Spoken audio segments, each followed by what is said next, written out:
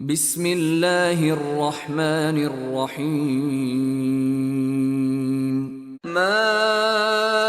أشهدتهم خلق السماوات والأرض ولا خلق أنفسهم وما كنت متخذ المضلين عضدا ويوم يقول نادوا شركائي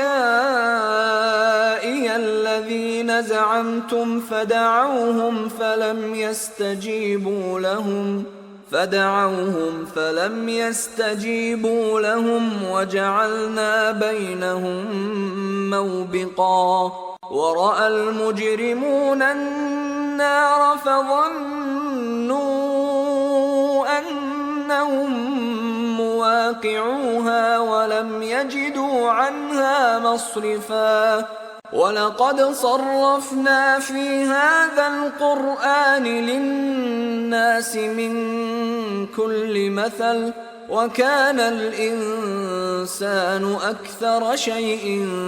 جدلا وما منع الناس أن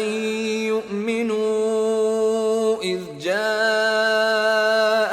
الهدى ويستغفروا ربهم إلا أن تأتيهم سنة الأولين أو يأتيهم العذاب قبلا وما نرسل المرسلين إلا مبشرين ومنذرين ويجادل الذين كفروا بالباطل ليدحضوا به الحق واتخذوا آياتي وما أنذروا هزوا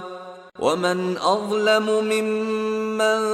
ذكر بآيات ربه فأعرض عنها ونسي ما قدمت يداه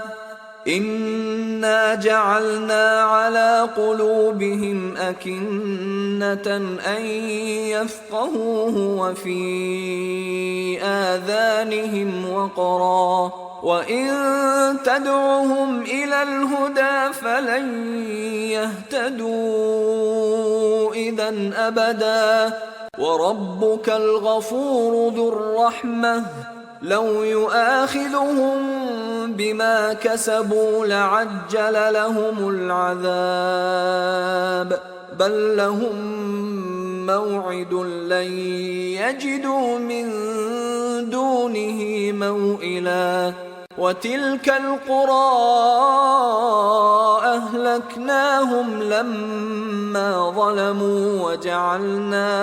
وجعلنا لمهلكهم موعدا وإذ قال موسى لفتاه لا أبرح حتى أبلغ مجمع البحرين أو أمضي حقبا فلما بلغا مجمع بينهما نسيا حوتهما فاتخذ سبيله في البحر سربا فلما جاوزا قال لفتاه آتنا غداءنا لقد لقينا من سفرنا هذا نصبا قال أرأيت إذ أوينا إلى الصخرة فإني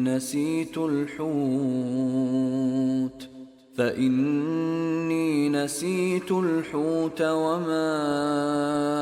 أنسانيه إلا الشيطان أن أذكره واتخذ سبيله في البحر عجبا قال ذلك ما كنا نبغي فارتدا على آثارهما قصصا فوجدا عبدا من عبادنا آتيناه رحمة من عندنا وعلمناه من لدنا علما قال له موسى هل أتبعك على أن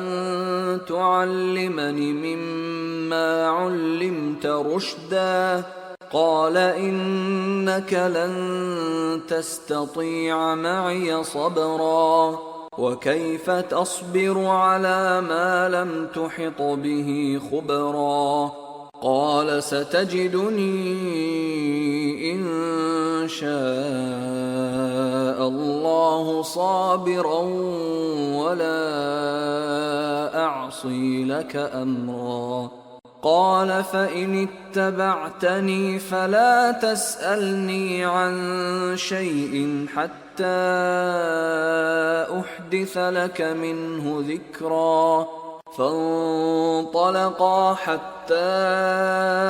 إذا ركبا في السفينة خرقها قال أخرقتها لتغرق أهلها لقد جئت شيئا إمرا قال ألم أقل إنك لن تستطيع معي صبرا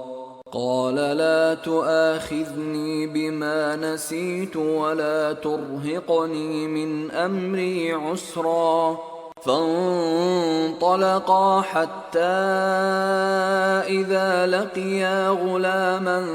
فقتله قال أقتلت نفسا زكية بغير نفس قال أقتلت نفسا زكية بغير نفس لقد جئت شيئا نكرا قال ألم أقل لك إنك لن تستطيع معي صبرا